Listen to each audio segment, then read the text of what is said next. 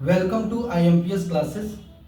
हम लोगों ने मैथमेटिक्स NCERT क्लास 10 का हम पढ़ रहे हैं, जो कि आने वाले बोर्ड एग्जामिनेशन के लिए बहुत महत्वपूर्ण कोर्सेस आपके लिए लाया गया है।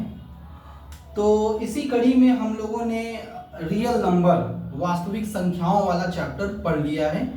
आप उसको अगर आपने अच्छे से देख लिया तो आपको रियल नंबर वाले चैप्टर्स में कोई भी प्रॉब्लम नहीं होगी। और मैंने एक और प्लेलिस्ट बनाया है ट्राइंगल का, अगर आप उसको भी देखते हैं तो अब ट्राइंगल वाले में भी आपको मैक्सिमम आप क्वेश्चन सॉल्व करने में सक्षम होंगे। तो इसी कड़ी में हम आज अध्याय 2 पे आ गए हैं, जिसका नाम है बहुपद। इस चैप्टर्स को भी हम उसी कंसंट्रेशन, उसी उत्साह के साथ कंप्लीट करेंगे जैसे हमने पहले किया है।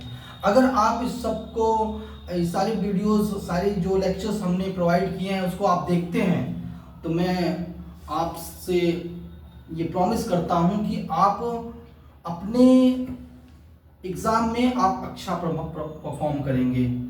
ठीक है, तो हम लोग विदाउट डिले हम आ जाते हैं अपने चैप्टर्स पे। पहला है बहुपद। अब बहुपद क्या होता है ये तो आपने पहले पिछले क्लासेस में पढ़ा होगा। हम सीधा जो आपके कोर्सेज में है उस पे आते हैं, क्योंकि हमारे पास टाइम बहुत कम है और हम चाहते हैं कि आप टू द पॉइंट तैयारी करिए और अपनी परीक्षा में सटीक प्रदर्शन करिए और 100% मार्क्स ले आइए।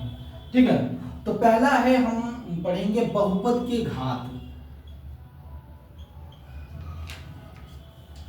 बहुपद का घात, बहुपद का नहीं, बहुपद की घात कह सकते हैं। बहुपद की घात, डिग्री ऑफ पॉलिनोमियल।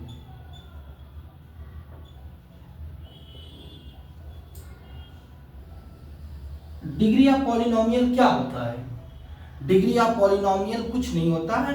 कोई भी पॉलिनोमियल, कोई भी बहुपद है, उस बहुपद में आप देखना है उसमें कौन सा चर है।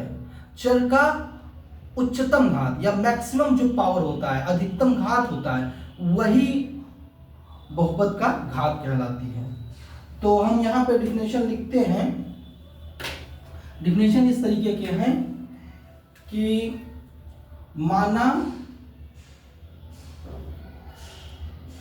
कोई बहुपद, कोई भी बहुपद क्या है, मान लिया मैंने px है, ठीक है ना। कोई भी बहुपद px जिसमें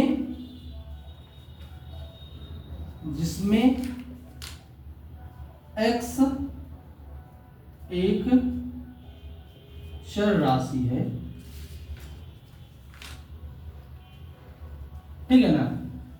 माना कोई बहुपद px जिसमें x चर राशि है, तो x की उच्चतम या फिर कहीं कहीं अधिकतम लिख सकते हैं, अधिकतम घात, घात मतलब पावर, अधिकतम घात को उस बहुपद की घात कहलाती है। ओके बच्चों, समझ में आ गया होगा कि बहुपद का घात क्या होता है। अगर कोई भी बहुपद है जिसमें x एक चर राशि है, x एक वेरिएबल है, तो उस वेरिएबल का या उस चर का अधिकतम घात क्या है, वही अधिकतम घात ही उस बहुपद का घात कहलाएगी। उसको हम उदाहरण से समझेंगे, उदाहरण से बहुत आराम से आप समझ पाएंगे। तो उदाहरण क्या है देखिएगा। उदाहरण जैसे मैंने एक लिखा कि x प्लस 5, तो x प्लस 5 इस बहुपद में x का कितना घात है, 1 है, तो इसका क्या हो जाएगा, बहुपद का घात। इस बहुपद का घात हो जाएगा बहुपद की घात बराबर 1। ठीक है, इस बहुपद का घात 1 हो जाएगा। अगर मैंने ऐसे लिख दिया x की पावर 3 फिर x यहाँ स्क्वायर प्लस x प्लस 6, इसमें बहुपद की घात क्या होगी, देखिए x की पावर, इसका x का घात क्या है, 3 है, यहाँ x का घात क्या है, 2 है, यहाँ x का घात क्या है, 1 है, कोई नहीं है तो इसका मतलब 1 होता है, और यहाँ 6 है, मतलब सिर्फ कांस्टेंट है, एक अचर राशि है। तो इसमें सबसे बड़ी घात x की कौन सी है, 3 है, तो इसका बहुपद की घात क्या हो जाएगी, इसलिए बहुपद की घात आपका यहाँ पे क्या हो जाएगा, 3 हो जाएगा।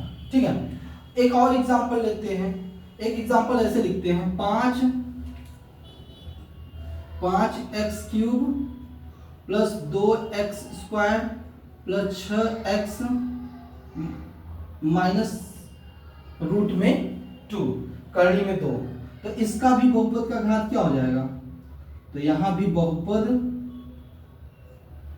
की घात बराबर 3। ठीक है, तो आपको बहुपद की घात पहचानना आ गया होगा। जैसे कि एक और एग्जांपल ले सकते हैं, 7u² प्लस 5/2 u की पावर 5 प्लस 6u की पावर 3 प्लस 7, इसमें बहुपद की घात क्या होगी, 6 होगी। क्यों, क्योंकि यही u में सबसे बड़ा घात है, तो इसमें भी बहुपद की घात क्या हो जाएगी, बहुपद की घात बराबर क्या हो जाएगा, 6 हो जाएगा। तो आई होप समझ में आ गया होगा कि बहुपद की घात हम कैसे पता करेंगे। आपको कोई भी हमने बताया कि कोई भी आपने बहुपद एक px लिया जिसमें x चर राशि है, उस चर का राशि का सबसे बड़ी घात उस बहुपद की घात कहलाएगी। ठीक है, हमने ये 4 एग्जाम्पल के माध्यम से आपको समझाने की कोशिश की है। लेकिन आपको एक चीज हम बताना चाह रहे हैं, यहां हमने नोट लिख दिया, ठीक है ना, नोट। आप अगर देखेंगे कि x का जो पावर होना चाहिए हमेशा पूर्णांक होना चाहिए, तभी वो बहुपद होगा। जैसे कि अगर मैंने लिखा यहाँ पे रूट में x, तो इसका मतलब क्या होता है, x पावर 1/2, क्या 1/2 पूर्णांक है, नहीं है, तो इसलिए ये बहुपद नहीं होगा, बहुपद नहीं है ये। ठीक है, ऐसे ही अगर हमने कहा x power 1/2 plus 2 plus 5x, तो क्या ये बहुपद होगा, नहीं, क्योंकि x अपॉन में आ गया और इसका हम पावर निकालेंगे तो x पावर -1 हो जाएगा, तो ये भी एक बहुपद नहीं है।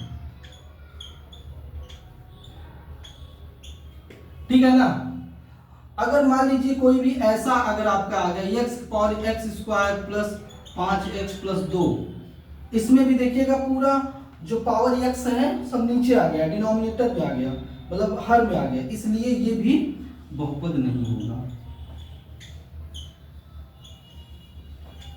तो आप ऐसे पहचान सकते हैं कि कौन सी बहुपद है कौन सी नहीं। अगर इसी में हम x की पावर अगर पूर्णांक नहीं होगा तो क्या आप उसको कहेंगे बहुपद, नहीं। तो अर्थात यहां पे हम लिख देते हैं, अर्थात बहुपद तभी होगा, बहुपद px होगा यदि चर राशि x की घात पूर्णांक है। ठीक है ना, पूर्णांक में धन पूर्णांक होना चाहिए, धन पूर्णांक हो।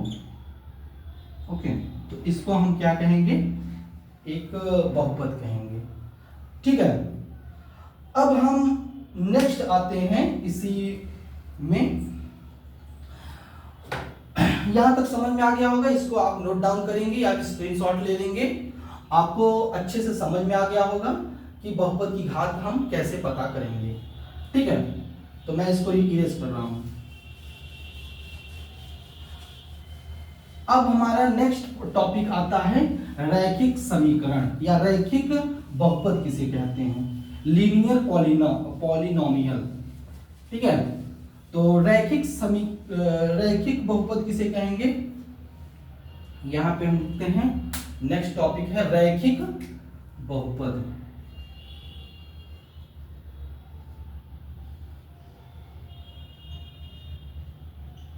रैखिक बहुपद यहां पे लिखेंगे लीनियर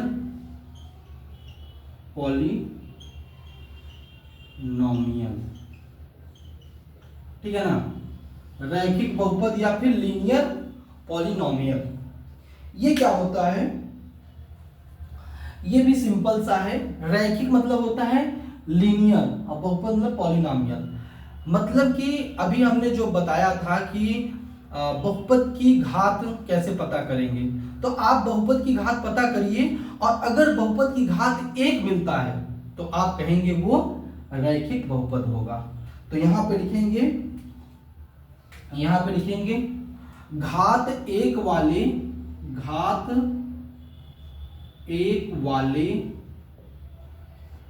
बहुपद को रैखिक बहुपद कहते हैं, रैखिक बहुपद कहते हैं। ठीक है, घात 1 वाले बहुपद को क्या बोलेंगे, रैखिक बहुपद कहेंगे। उदाहरण के लिए देखिएगा, उदाहरण हम एग्जांपल्स कुछ लेते हैं, जैसे कि 5x + 6। तो यहाँ पे क्या है, बहुपद का घात 1 है। तो यहाँ पे क्या है बहुपद का घात, यहाँ पे बहुपद का घात क्या है, 1 है। अतः ये वाला समीकरण क्या होगा, अतः ये वाला समीकरण नहीं, अतः ये वाला बहुपद क्या होगा, रैखिक बहुपद होगा, रैखिक बहुपद। ठीक है ना। दूसरा एग्जांपल ले लिया हमने, x + 6। ये भी क्या है, एक रैखिक बहुपद है, क्योंकि इसका भी क्या होगा, बहुपद की घात क्या है, 1 है, इसलिए ये भी रैखिक बहुपद होगा। और उदाहरण लिख सकते हैं, जैसे x + 9, 6x - 7, 8x - 3, ये सब एग्जाम्पल हैं। ETC बहुत सारे एग्जाम्पल आप बोल सकते हैं रैखिक बहुपद। तो हमने आपको रैखिक बहुपद समझा दिया, ऐसा बहुपद जिसकी घात, उस बहुपद की घात 1 हो, तो ऐसे बहुपद को हम क्या बोलेंगे, रैखिक बहुपद बोलेंगे। ठीक है, अब हम आते हैं नेक्स्ट टॉपिक पे। ये आप रैखिक बहुपद समझ लीजिए, लीनियर पॉलिनोमियल क्या होता है, घात 1 वाले बहुपद को रैखिक बहुपद कहते हैं, और उदाहरण हमने आपको दे दिया। अब हम अगले टॉपिक पे आते हैं। अगला टॉपिक क्या है, उसको हम नोट करेंगे, इसको आप अपने नोट्स में नोट डाउन करेंगे। ठीक है, अब आता है द्विघात बहुपद या क्वाड्रेटिक पॉलिनोमियल। तो क्या है, द्विघात बहुपद,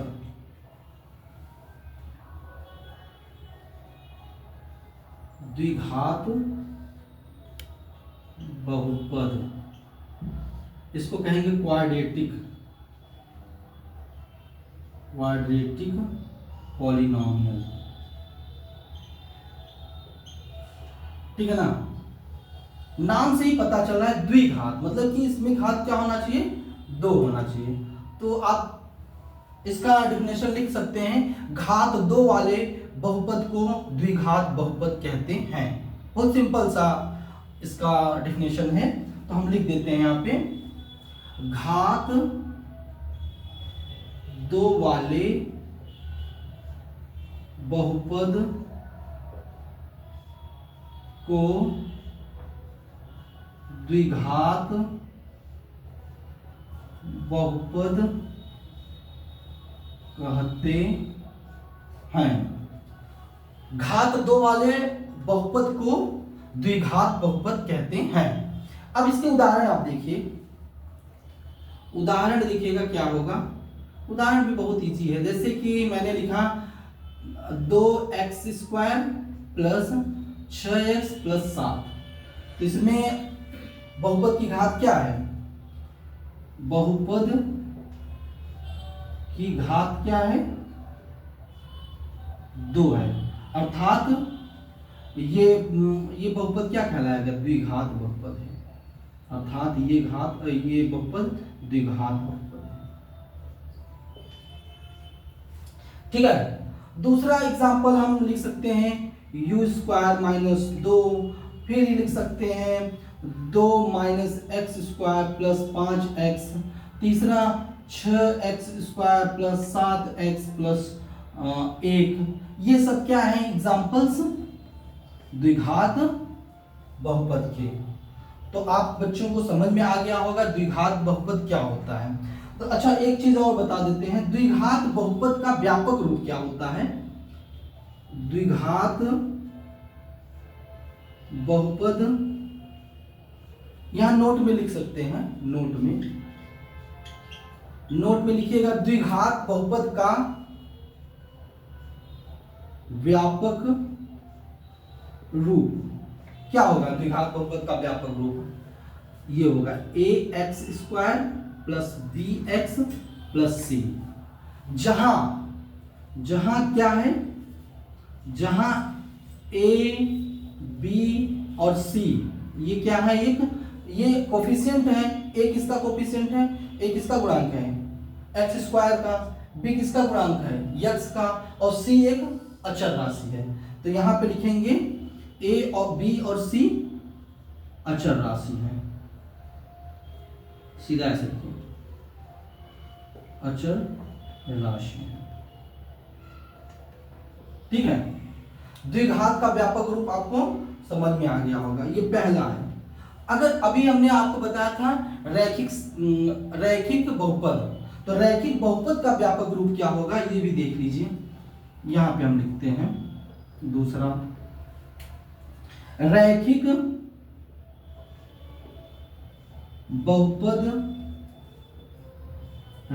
बहुपद का व्यापक रूप, रैखिक बहुपद का व्यापक रूप क्या होगा? बहुपद, रैखिक बहुपद का व्यापक रूप उसका भी यही होगा, ax प्लस b होगा। ठीक है ना, ax प्लस b। जहां देखिए x का पावर क्या है? x का घात क्या है? 1 है, लेकिन द्विघात में x का घात मैक्सिमम जो है 2 है, इसलिए इसको द्विघात बोला गया, इसको रैखिक बहुपद। तो जहां पे आप लिखोगे, जहां a, b क्या है? एक अचर राशि है। ठीक है ना? ठीक है स्टूडेंट, आपको ये सारी बातें समझ में आ गई होंगी। तो द्विघात बहुपद किसे कहते हैं? द्विघात बहुपद, दो घात वाले बहुपद को द्विघात बहुपद कहते हैं। इसके हमने एग्जांपल्स दे दिए। अब हमने नोट में आपको बता दिया कि द्विघात बहुपद का व्यापक रूप क्या होता है। द्विघात बहुपद का व्यापक रूप होता है ax² plus bx plus c होता है। रैखिक बहुपद का व्यापक रूप क्या होता है? ax प्लस b होता है, जहां a b क्या है? एक अचर राशि है। ठीक है ना, कांस्टेंट है। ओके, तो ये बात आपको समझ में आ गई होगी। अब आप इसको नोट डाउन करिएगा। ठीक है,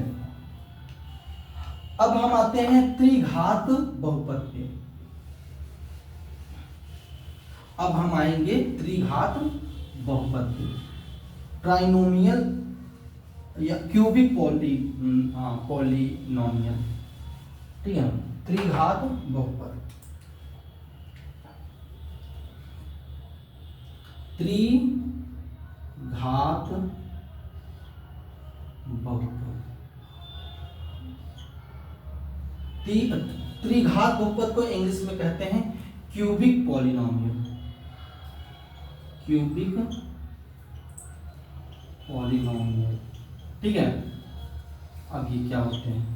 इसका भी सिंपल सा डिफिनेशन है, तीन घात वाले बहुपद को त्रिघात बहुपद कहते हैं। तो आप सिंपल सा लिखेंगे 3 घात वाले बहुपद को, 3 घात वाले बहुपद को त्रिघात बहुपद कहते हैं। त्रिघात बहुपद कहते हैं, ठीक है ना। 3 घात वाले बहुपद को त्रिघात बहुपद कहते हैं। उदाहरण के लिए देखिएगा, उदाहरण के लिए देखिए क्या होगा। जैसे कि हमने लिखा 2x cube plus 6x square plus 5x plus 7, ठीक है ना। तो इसमें इस बहुपद का घात क्या होगा? इसमें आप ये कहेंगे कि बहुपद की घात क्या है? बहुपद की घात है यहाँ पे 3, ठीक है ना। तो बहुपद की घात 3 है, इसीलिए इसको क्या बोलेंगे हम? त्रिघात बहुपद। क्या बोलेंगे? त्रिघात बहुपद। और बहुत सारे एग्जाम्पल आप ले सकते हैं, जैसे कि 6x square minus 2/3x square plus 5x minus 6 etc। तो ये एग्जाम्पल्स होंगे आपके त्रिघात बहुपद के। अब हम इसके नोट, एक नोट लिखिएगा, नोट त्रिघात बहुपद का व्यापक रूप क्या होगा? देखिएगा, त्रिघात बहुपद का व्यापक रूप। त्रिघात बहुपद का व्यापक रूप क्या होगा? ये होगा आपका ax cube plus bx square plus cx plus d, ठीक है ना। ये आपका त्रिघात बहुपद का व्यापक रूप है। जहां क्या कह सकते हैं? जहां a, b, c और d क्या है? एक अचर राशि कह सकते हैं या फिर वास्तविक संख्या कह सकते हैं, संख्याएं है, ठीक है ना। तो आई थिंक यहां तक आप लोगों को समझ में आ गया होगा कि त्रिघात बहुपद किसे कहते हैं, ठीक है। ओके, ठीक है। त्रिघात बहुपद आपको समझ में आ गया होगा।